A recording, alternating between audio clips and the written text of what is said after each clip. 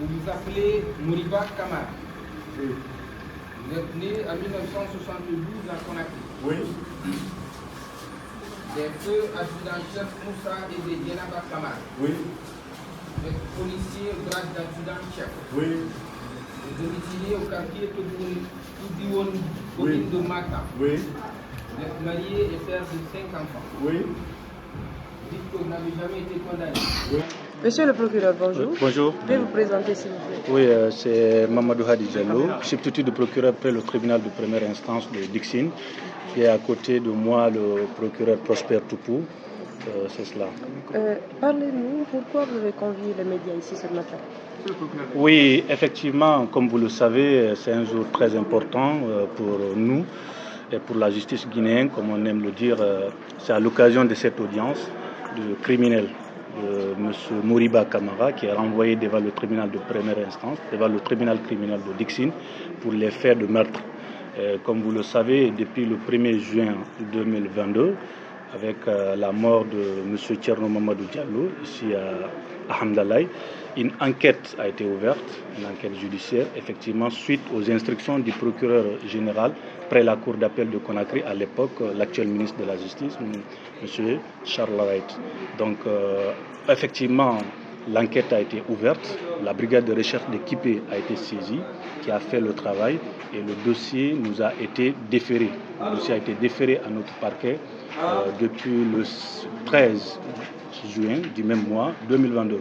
Et donc, comme vous le savez, un juge d'instruction a été saisi. Comme on aime bien le dire, le travail de la justice ou le temps de la justice, ce n'est pas forcément le temps des justiciables.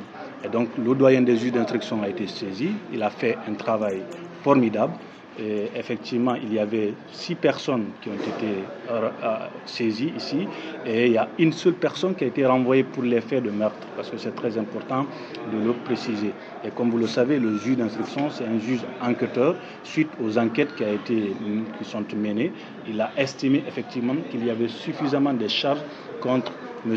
Moriba Kamara, adjudant-chef, qui est de la BAC, qui est renvoyé devant ce tribunal criminel de ce matin-là pour les faits de meurtre. Donc nous sommes là, ce matin-là, pour cela, et nous avons tenu à informer tout le monde, surtout la partie civile, la famille de la partie civile aussi qui est représentée. Leurs avocats sont aussi là pour que nous puissions savoir réellement au cours de ces débats qu'est-ce qui s'est passé et comment est-ce que cela est arrivé. Et le juge, comme vous le savez, va prendre la décision qui conviendra, conformément à la loi. Ce n'est pas le seul dossier ce matin. Est-ce qu'il y a d'autres dossiers? C'est combien? Oui, effectivement, comme vous le savez, les audiences criminelles au tribunal de première instance de Dixine, c'est tous les lundis. Donc il se trouve qu'on avait d'autres dossiers qui sont programmés, effectivement, des dossiers de meurtre de criminels qui sont aussi programmés. Donc il y a 6 dossiers, comme vous avez entendu tout à l'heure à l'entame, le président du tribunal a énuméré qu'il y a 6 dossiers qui sont programmés à ce jour. Effectivement, le dossier de meurtre et d'autres de vol à main armée, et nous sommes là pour cela. Et cela, c'est chaque lundi, ici, ce sont les audiences criminelles. Monsieur le procureur, après le décès de Thierno Mamadou, il y en a eu d'autres pendant les manifestations dans la commune de Ratoma, qui est du ressort du tribunal de Dixine. Où en sommes-nous avec le dossier de la dizaine de victimes?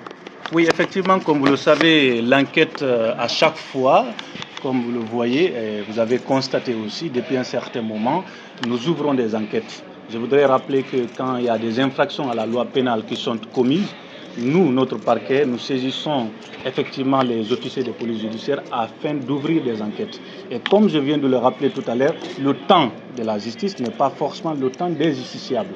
C'est très important de le préciser, mais je puis vous dire que les enquêtes sont en cours. Il y a d'autres dossiers qui sont en instruction, en information judiciaire, mais c'est le premier, comme vous le savez, qui a été renvoyé. Il y a d'autres qui sont derrière, donc qui vont venir, et vous serez invités aussi quand ces dossiers-là seront renvoyés devant le tribunal criminel. Et l'instruction, comme on le dit, est secrète, comme vous le savez, l'information judiciaire est secrète. Nous ne pouvons pas communiquer sur ces dossiers actuellement parce qu'il y a un juge qui est déjà saisi de ces dossiers.